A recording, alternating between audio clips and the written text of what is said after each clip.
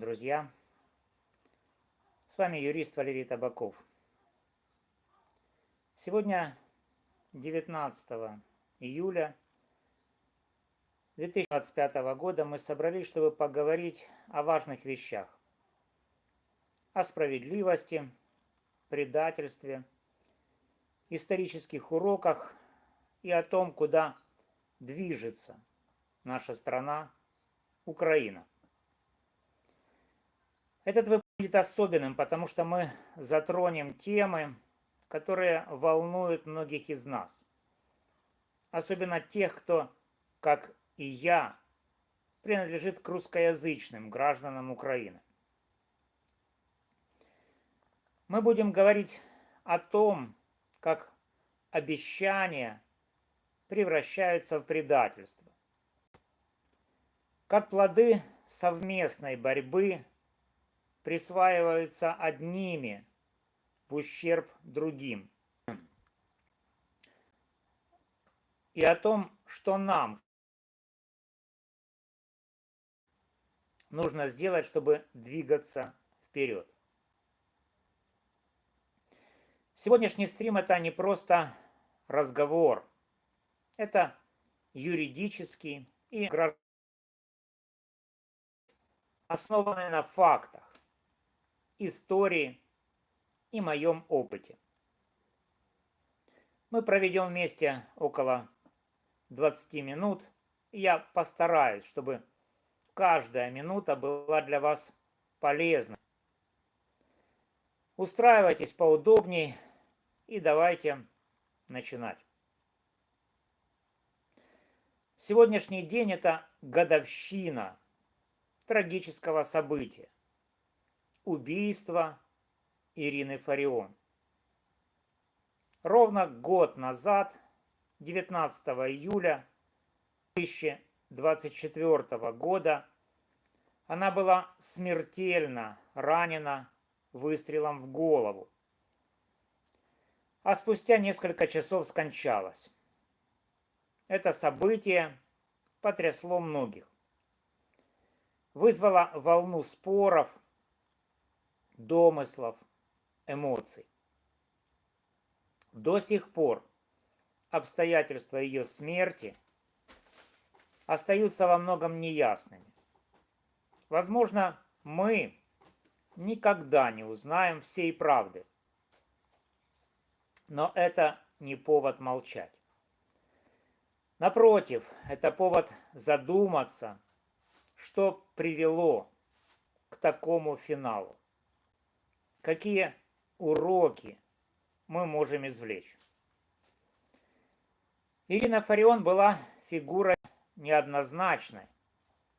Для одних символ борьбы за украинскую идентичность, для других человек, чья риторика сеяла разделение и ненависть.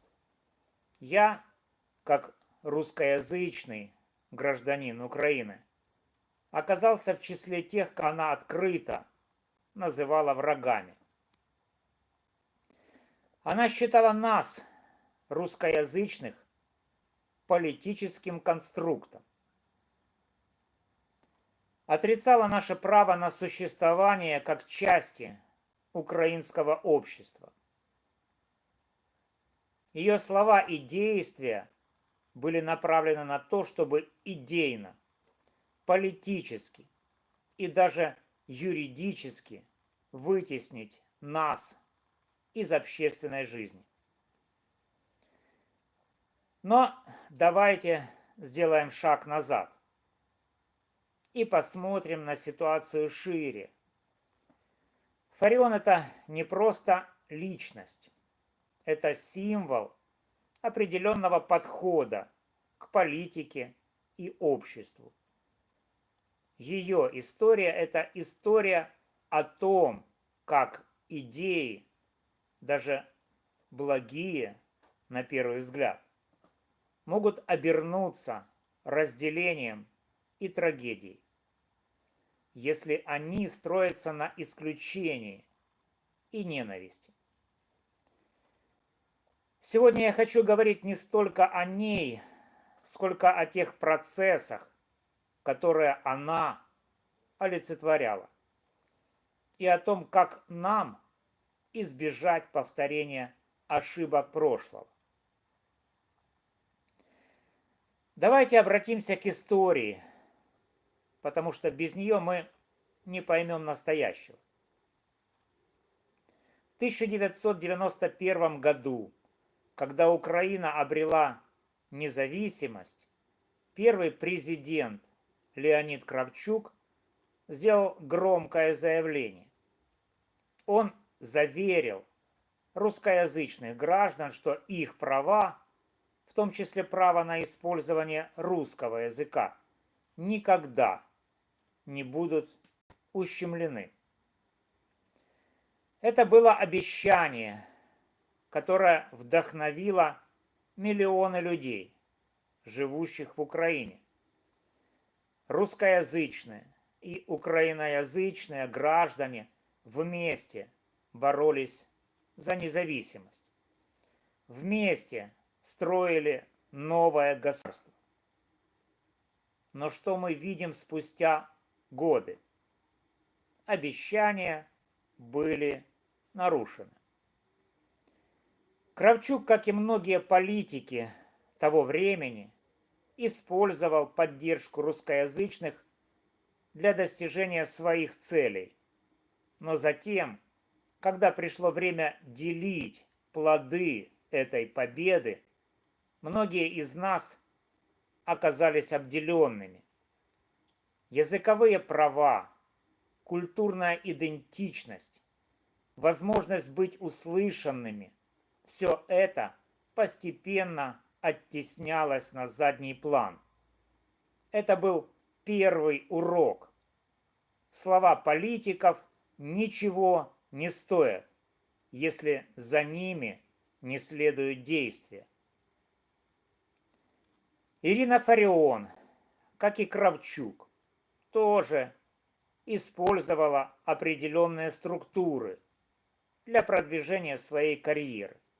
Она гордо заявляла, что состояла в КПСС, чтобы разрушить систему изнутри. Но давайте будем честны, сколько таких разрушителей мы видели. От патриарха Филарета до множества других функционеров. Все они находили оправдание своему участию в системе, которая обеспечивала им карьерный рост. Фарион, как и Кравчук, использовала структуры, а затем, когда они становились ненужными, предавала их. Точно так же она поступила с партией «Свобода», покинув ее ради создания собственной политической силы. Этот подход использовать, а затем предавать, стал стереотипом. Мы видим его в истории украинских националистов, которые во время Второй мировой войны сотрудничали с внешними силами, чтобы затем присвоить себе результаты совместных усилий. Мы видим его в Евромайдане, где русскоязычные и украиноязычные граждане вместе боролись за европейское будущее. Но плоды этой победы были присвоены узкой группой националистов. Это как в битве. Вы сражаетесь плечом к плечу, побеждаете, но потом кто-то решает забрать всю добычу себе, оставив союзников ни с чем. Теперь давайте посмотрим на это с юридической точки зрения. Как юрист я привык оперировать фактами и законами. В любой правовой системе есть понятие справедливости, и оно включает в себя равное распределение прав и обязанностей.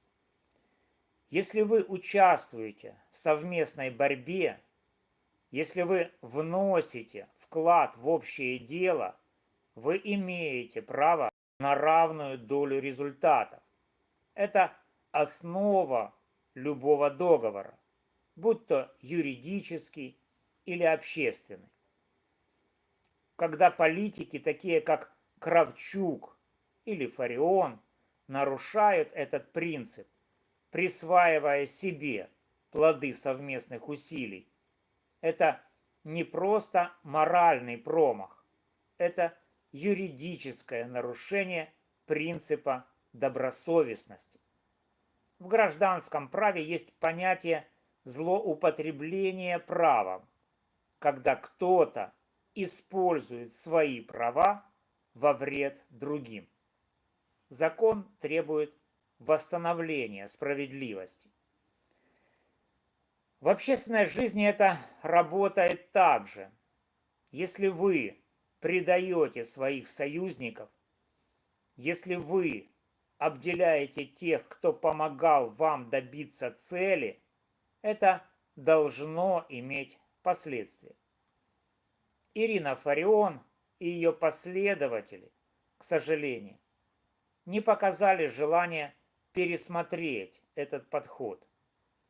Их стратегия проста: мобилизовать массы, добиться результата, а затем исключить из числа бенефициаров тех, кто не вписывается в их идеологию.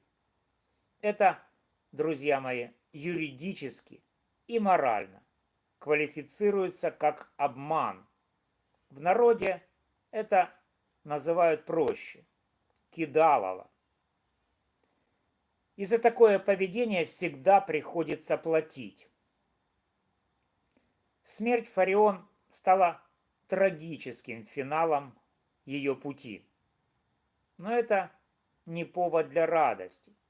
Это повод задуматься, как далеко может зайти политика разделения.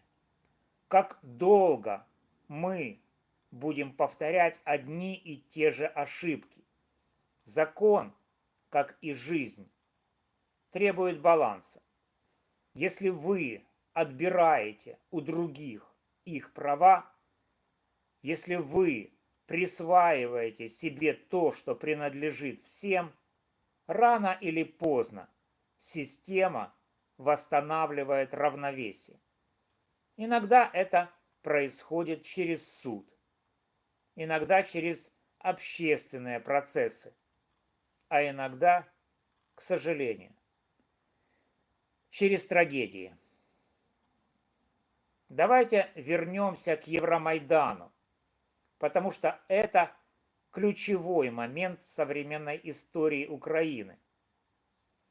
В 2013-2014 годах мы видели, как миллионы людей, русскоязычных, украиноязычных, людей разных взглядов и убеждений объединились ради одной цели – справедливого европейского будущего.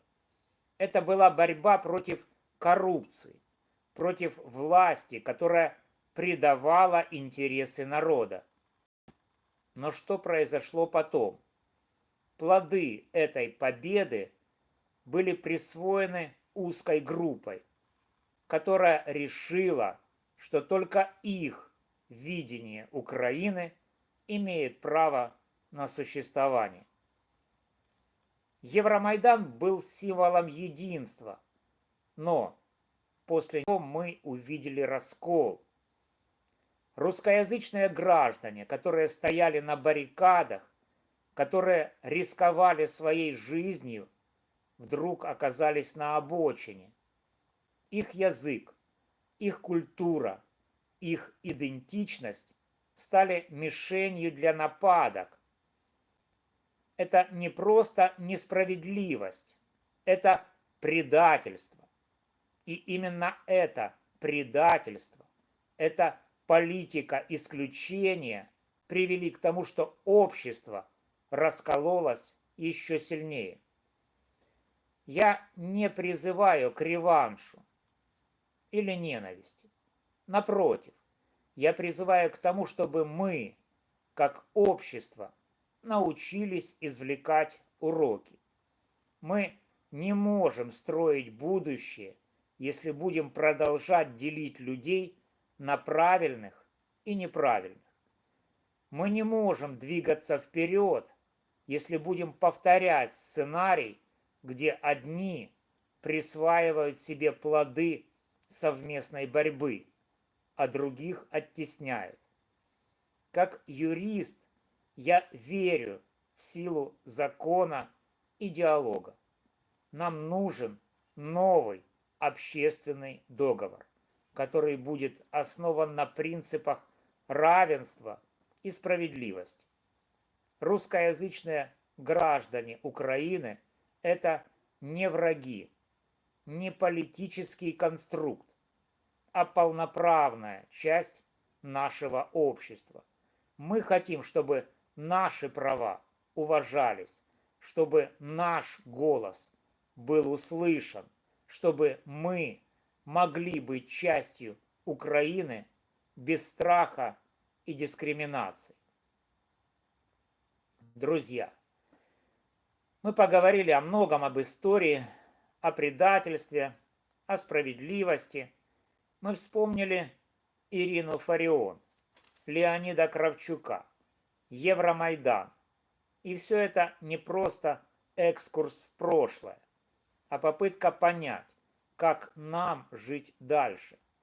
Я верю, что Украина может стать страной, где каждый, независимо от языка, веры или убеждений, будет чувствовать себя дома. Но для этого нам нужно перестать повторять старые ошибки. Политики приходят и уходят, но народ остается. Мы, граждане Украины, это сила, которая определяет будущее.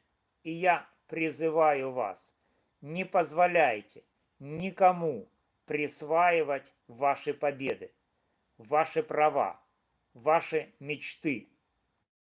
Требуйте справедливости не через насилие, а через диалог, через закон, через активную гражданскую позицию. Как говорил Лао Цзы, сидя на берегу реки, можно дождаться, пока проплывет труп врага. Но я скажу иначе. Нам не нужно ждать, пока проплывут чьи-то трупы. Нам нужно строить общество, где нет врагов, а есть партнеры, где нет предательства, а есть сотрудничество. Это сложно, но возможно. Я, Валерий Табаков, как юрист и гражданин, буду продолжать говорить правду, даже если она неудобна. Я буду защищать права тех, кто оказался на обочине, и призывать к справедливости. И я верю, что вместе мы сможем построить Украину, которой будем гордиться. Спасибо, что были со мной эти 20 минут. Если вам близки мои мысли, если вы разделяете мои взгляды, подписывайтесь на канал, ставьте лайк, делитесь этим видео, пишите в комментариях, что вы думаете о сегодняшней теме, какие вопросы вас волнуют. Давайте продолжим этот диалог, потому что только вместе мы можем изменить ситуацию к лучшему. С вами был Валерий Табаков. До новых встреч, друзья. И будьте справедливы к себе и к другим. Всего доброго.